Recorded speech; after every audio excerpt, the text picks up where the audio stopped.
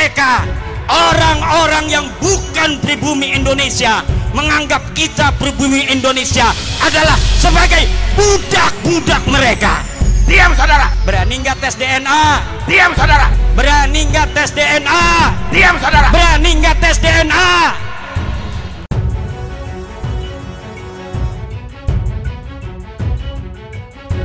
Assalamualaikum warahmatullahi wabarakatuh. Saudaraku yang dirahmati Allah.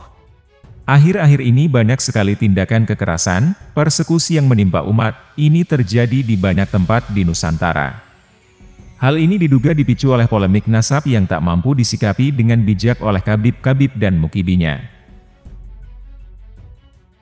Tesis Kiai Imaduddin yang berada pada ranah ilmiah tak mampu ditanggapi dengan ilmiah pula. Malah ditanggapi dengan kekerasan baik fisik maupun non-fisik oleh kabib-kabib dan mukibinya. Hal ini tentunya tak bisa dibenarkan dengan alasan apapun. Banyaknya tindakan melawan hukum ini tak bisa terus didiamkan. Sebagai rakyat yang hidup di negara hukum, alangkah lebih baik jika segala permasalahan yang dianggap merugikan bisa dibawa ke ranah hukum. Seperti yang saat ini menimpa Bahar Smith. Bahar dilaporkan atas tindakannya yang dianggap merugikan orang lain. Seperti apa laporan kepada Bahar Smith? Mari kita simak videonya.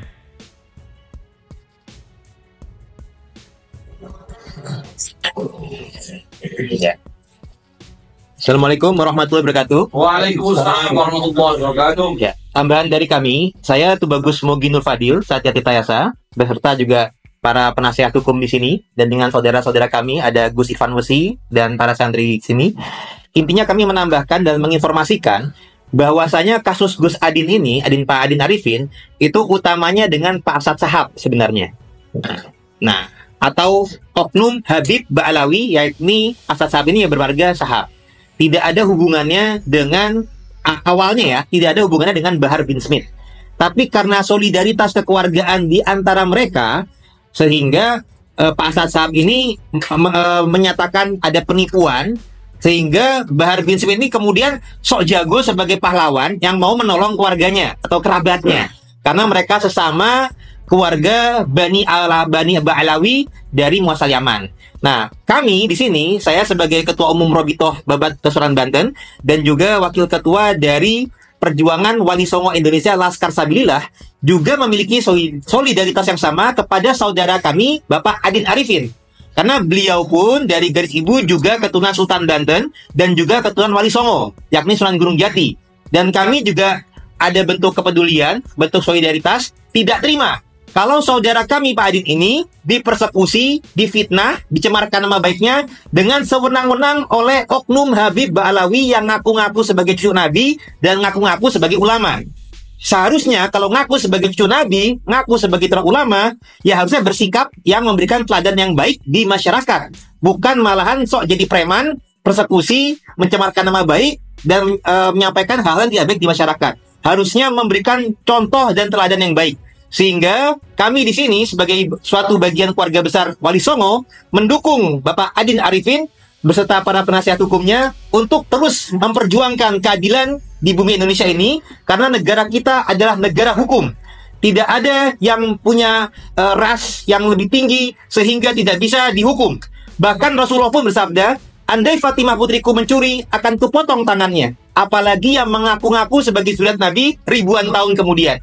Jadi sekian dari kami, semoga dengan konferensi pers ini, perjuangan kita, bangsa Indonesia ini, bisa memperjuangkan Pancasila, sila kedua dan sila kelima, kemanusiaan yang adil dan beradab, dan keadilan sosial bagi seluruh rakyat Indonesia. Terima kasih.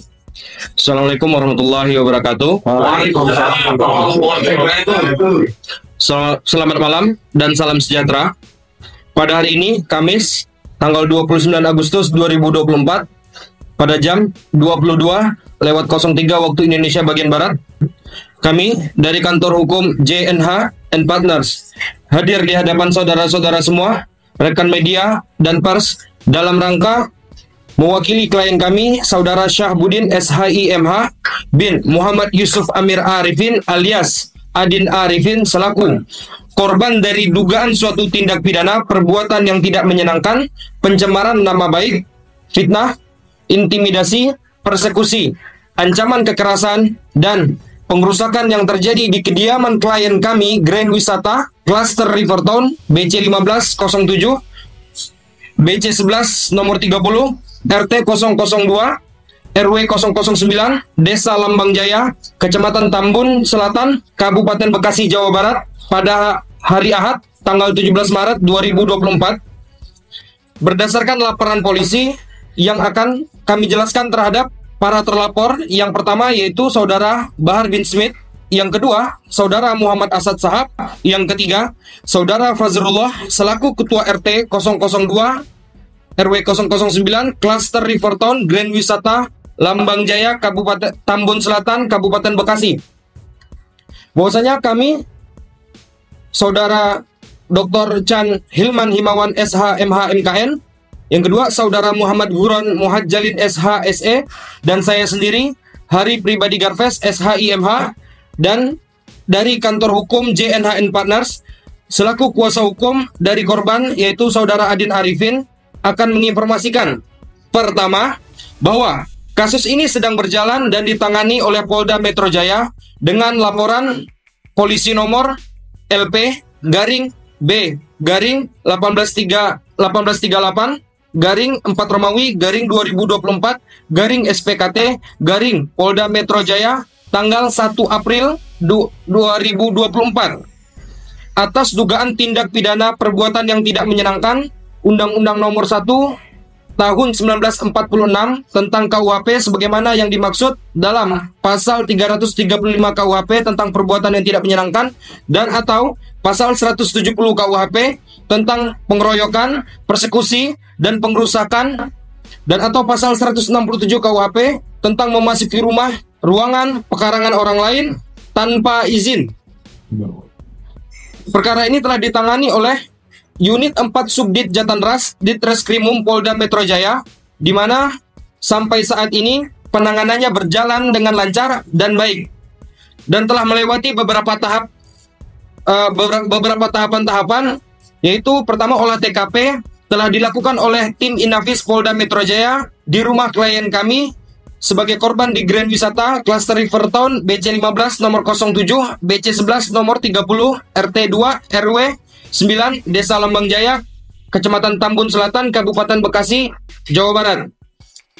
Kemudian pemanggilan saksi-saksi dari pihak pelapor, dalam hal ini JNH Partner selaku kuasa hukum Saudara Adin Arifin dan saksi-saksi lainnya untuk dimintai keterangan atau klarifikasi di Unit 4 Subdit Jatanras Ditreskrimum Polda Metro Jaya. Perlu kami sampaikan bahwa pemeriksaan dari pihak terlapor telah hadir dan telah memberikan keterangan, yaitu Saudara Arif Kusnandar Suyuti sebagai saksi terlapor. Perlu diingat di sini beliau sebagai saksi terlapor dan telah dipanggil di Unit 4 Subdit Jatanras Ditreskrimum Polda Metro Jaya pada hari Kamis tanggal 22 Agustus 2024. Kemudian perlu diinformasikan bahwasannya telah hadir dan telah memberikan keterangan di Unit 4 Subdit Jatanras Ditreskrimum Polda Metro Jaya, yaitu Saudara Muhammad Asad Sahab, dan telah memberikan keterangan di Unit 4 Subdit Jatanras Ditreskrimum Polda Metro Jaya Saudara terlapor Muhammad Asad Sahab pada hari Jumat 23 Agustus 2024 sehabis waktu sholat Jumat. Kedua, bahwa atas kinerja kepolisian Polda Metro Jaya yang baik dan presisi, kami JNH Partners selaku kuasa hukum dari klien kami, Saudara Adin Arifin, memberikan apresiasi yang setinggi-tingginya atas penanganan kasus ini sampai pada saat ini, dan berharap kasus ini dapat segera diselesaikan dengan baik oleh pihak kepolisian Polda Metro Jaya demi tegaknya rasa keadilan dan kepastian hukum bagi klien kami, serta kasus seperti ini tidak boleh terjadi lagi di negara kesatuan Republik Indonesia. 3. Dalam konferensi pers ini kami sampaikan juga bahwa kami telah melaporkan Saudara Fazrullah. Saudara Fazrullah ini telah kami laporkan selaku Ketua RT 02 RW 09 Cluster Rivertown Grand Wisata Desa Lambang Jaya, Kecamatan Tambun Selatan, Kabupaten Bekasi di Polda Metro Jaya dengan laporan polisi nomor LP garing B garing 4433 garing 8 Romawi garing 2024 garing SPKT garing Polda Metro Jaya tanggal 1 Agustus 2024 atas dugaan keterlibatannya dalam tindak pidana pencemaran nama baik Undang-Undang Nomor 1 Tahun 1946 tentang KUHP sebagaimana yang dimaksud dalam pasal 310 KUHP tentang pencemaran nama baik dan atau pasal 311 KUHP tentang fitnah. 4. Bahwa kami juga menyampaikan ucapan terima kasih yang sebesar-besarnya kepada Bapak Kapolri, kemudian kepada Bapak Kabaris Krim Polri, dan kepada Bapak Kapolda Metro Jaya atas kinerja Kepolisian Republik Indonesia, khususnya Polda Metro Jaya. Sebagai penutup, kami ucap dalam konferensi pers ini, kami sampaikan atas perhatian dan dukungannya serta kehadirannya kami ucapkan banyak terima kasih. Wabillahi taufiq wal hidayah. Assalamualaikum warahmatullahi wabarakatuh. Waalaikumsalam warahmatullahi wabarakatuh. Ya, bagi rekan-rekan media ada yang memberikan pertanyaan? Ini Pak, saudara Arif ini yang sudah dipanggil, ini sebagai saksi. Sebagai saksi dari Si Arif itu siapanya sih, Pak? Diduga masih tim dari saudara Bahar bin Smith. Jadi ikut persekusi juga di dalam pakaran rumah dan juga ikut mengkompor-kompori di situ. Provokasi. Provokator waktu itu. Iya. Jadi sampai 50 ormas tuh datang saat tanggal 17 Maret 2024 saat itu.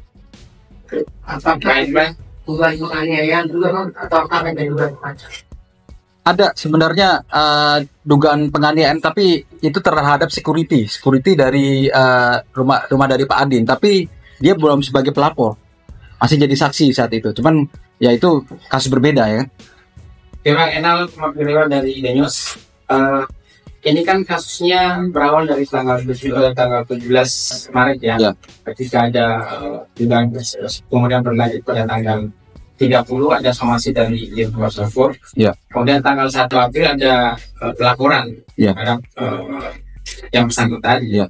Nah, yang kami ingat pada saat preskon itu adalah ada dua nama yang dilaporkan saat itu Bahar bin Smith dan satu lagi Asad yang membuat konten YouTube yang kurang lebih 10 yang bernama Said Bahar bin Sumaib. Nah, yang kami tanyakan adalah ini kan sudah berjalan sekitar 5 bulan kemudian baru muncul preskon yang kedua saat ini. Apakah ada intimidasi atau hal lain yang kemudian menyebabkan kasus ini agak berjalan lebih lambat nanti ya dibandingkan dengan kasus-kasus yang lain. Yang kedua, harusnya kan Said ini menyebarkan berita-berita bohong kemudian fitnah dan lain. Saya tidak mendengar bahwa ada konstruksi hukum yang memasukkan Undang-Undang Nomor 11, Undang-Undang Nomor 19 tahun 2016 atas perubahan Undang-Undang 11 dan 28 tentang ITE. Karena jelas bahwa di pasal 28 itu yang berkaitan dengan pemberitaan bohong, fitnah dan lain-lain itu masuk pasal 28. Nah, kenapa itu tidak dimasukkan dalam konstruksi hukumnya? Terima kasih. Ya, terkait tadi mengapa kasus ini baru berjalan saat ini? Karena kami menunggu momentum juga ya. Karena Bahar bin Smith ini termasuk orang yang di mana di tokoh agama ya. Terus kami juga dalam prosesnya, dalam pengumpulan bukti-bukti dan saksi ini berproses pemanggilan. Jadi kenapa di sini terlapor ini baru-baru terakhir dipanggil karena kami mengumpulkan pemanggilan terhadap saksi-saksi yang ada di kejadian saat itu di 17 Maret 2024 itu perlu proses gitu kan. Dan ini adalah momen yang tepat. Jadi ketika saat ini ya lagi viralnya juga kasusnya tentang Habib gitu kan. Nah, ini Bahar ini perlu jadi sorotan di sini gitu. Terus ada ini kan tambahan. Iya, jadi yang sudah kita laporkan saat ini adalah persekusi yang dilakukan oleh Bahar bin Smith. Dan kami juga menduga ini saudara Muhammad Asad saat ini adalah sebagai leadernya. Karena saudara Bahar bin Smith ini nggak ada hubungan hukum sama sekali, nggak ada hubungan bisnis, tidak kenal dengan klien kami, dan justru tiba-tiba melakukan persekusi, melakukan masuk perkarangan klien kami tanpa izin, dan juga membawa ormas-ormasnya melakukan intimidasi. Nah, itu yang kita laporkan. Terus ada lagi, ternyata ini diviralkan oleh yang tadi disampaikan dari akun YouTube Said Bahar official, sama satu lagi @muhibbin official. Iya. Dan itu juga akan kami proses juga. Berarti belum ya untuk melaporkan tindak pidana Itu nanti akan kita proses. Jadi dua nomor laporan yang saat pada proses yang kemarin itu laporan atas nama siapa? Kan ada dua yang ditampilkan saat itu. Ada dua bukti pelaporan di Polda Metro Jaya. Yang satu, jadi yang satu yang kita laporkan adalah untuk pasal persekusi. Yang yang sekarang sudah berjalan dan tadi sudah disampaikan oleh saudara rekan kami pada hari itu sudah berjalan. Dan yang kedua yang masalah NTI ini lagi proses. Jadi Pak, ini tujuannya yang bahar ini dalam kasus ini harus ngapain itu harapan dan terus harapannya apa sih dari ya itu sebenarnya sudah kami jelaskan waktu konferensi pers yang pertama. Jadi sesuai isi dari apa yang disampaikan dan sudah kami jelaskan di somasi kami juga. Jadi itu mereka saat itu menuduh bahwa klien kami itu melakukan penipuan, tapi tanpa saudara Smith bisa menunjukkan suatu bukti. Yang fatalnya itu justru Bahar Smith, saudara Smith ini tidak kenal dengan klien kami, tidak ada hubungan bisnis. Tiba-tiba datang dan melakukan persekusi. Terus harapannya Pak? Bagaimana? Harapannya Pak? Apa sih? Ya harapannya ini kan yang jelas klien kami kan ada hubungan bisnis dengan kolega-kolega beliau dan ini pasti akan berpengaruh terhadap pencemaran nama baik beliau. Ya kan? Dan ini juga akan mempengaruhi hubungan bisnis, kesempatan bisnis segala macam pasti akan berpengaruh dan itu sangat besar. Ya. Sejauh ini ada dampak dari viral. Dampak kan saya mau beri. Ya ada, pasti ada dampak dan besar sekali itu. Kepercayaan orang terhadap klien kami pasti ini kan akan turun. Dampak yang terjadi sangat besar ya, karena akun Said bin Sumaid ini memviralkan dari persekusi ini dari 17 Maret itu ditonton oleh 800.000. Saya lihat sih 800.000 lebih ya pada saat kejadian itu kan. Dan semuanya mendukung dengan apa yang dilakukan oleh Bahar sebagai sang hero yang menuduh seseorang ini melakukan penipuan, ini membawa apa yang namanya dukun ya kan. Nah, justru dengan adanya laporan dan adanya konferensi pers seperti ini mengembalikan memulihkan nama baik dari Pak Syahbudin ya, Pak Adin Arifin ini ya kan, yang dituduh oleh beliau, yang di framing di akun YouTube-nya. Nah, saat itu sebenarnya pada tanggal 17 Maret ya, itu memang ada kesalahpahaman. Itu sudah ada terjadi mediasi di Polsek ya, Polsek Tambun ya. Nah, sebenarnya sudah ada deal-dealan, itu udah terjadi, udah minta maaf deh. Tapi kenapa yang terjadi, kenapa ada kesengajaan unsur dari antara Bahar, antara si Asad, antara medianya juga memviralkan dan terus-menerus memframing, ya kan? Dan semua orang pada tahu di situ bahwa wah, tetangga kami nih, ada apa ini? Wah, penipu berkodok dukun nih kayak gitu kan. Nah, situ sudah kami konversi dengan ada konferensi pers ini, kita meluruskan, memulihkan nama baik. Dan makanya karena kita tidak terbukti apa yang dituduhkan dan Bahar itu tidak bisa membuktikan apa yang dituduhkan kepada klien kami, maka kami melaporkan balik ini. Nah, itulah yang jadi harapan kami, pemulihan nama baik ini sangat penting. Nah, makanya kami undang para media di sini untuk membantu kami juga meluruskan, memulihkan nama baik dari klien kami. Gitu. Terima kasih. Jadi penegasannya bahwa Said Bahar bin Sumaid ini belum dilaporkan ya? Sudah dilaporkan, tapi masih dalam proses yang sudah diperiksa dari beberapa terlapor ini yang sudah diperiksa oleh penyidik Polda Metro Jaya siap saja Insight Indonesia pada Iya, jadi jadi yang pertama itu saudara Arif. Yang akun YouTube-nya. Terhadap akun YouTube-nya. Benar? Akun YouTube. Kalau akun YouTube masih proses. Pak, dari 15 tentang ini setelah laporan pertama ini, maksudnya selesai akun sendiri masih ada imigrasi atau yang lain kali WA atau apa? Oh, pasti. Jadi dari pihaknya Asad ini yang membuat Deder atau yang menyuruh Bahar itu sudah berkomunikasi dan menyambung komunikasi dan bilang, Pak, tolong jangan dilanjutkan lah. Tapi dia sudah terlanjur memframing nama klien kami menjadi jelek. Itu kenapa tidak di take down? Padahal pada somasi pertama kami minta agar akun-akun tersebut yang memberitakan terhadap klien kami dugaan tersebut akan di take down. Tapi ini tidak dilakukan. Jadi ada unsur kesengajaan dan ada unsur ini jangan dilanjutkan. Jadi Anda aneh, ini ada kontradiksi di sini. Makanya oleh sebab itu laporan ini tetap dijalankan. Nah, kedua terhadap Bahar bin Smith ini yang dia jadi superhero ya di situ dan di framing seakan-akan jadi pahlawan itu juga harus diluruskan nih. Karena ini tindakan seperti itu namanya main hakim sendiri dan apa yang dilakukan itu menuduh seseorang melakukan tindak pidana tanpa bukti, tanpa adanya laporan. Ini juga jadi pembelajaran bagi masyarakat kita ya, agar hal ini tidak terulang kembali. Hal ini tidak pulang kembali dan itu sangat sering terjadi apa yang dilakukan oleh oknum-oknum ya, seperti yang tokoh agama atau Habib seperti ini. Dia suka mempersekusi, memframing tanpa adanya bukti.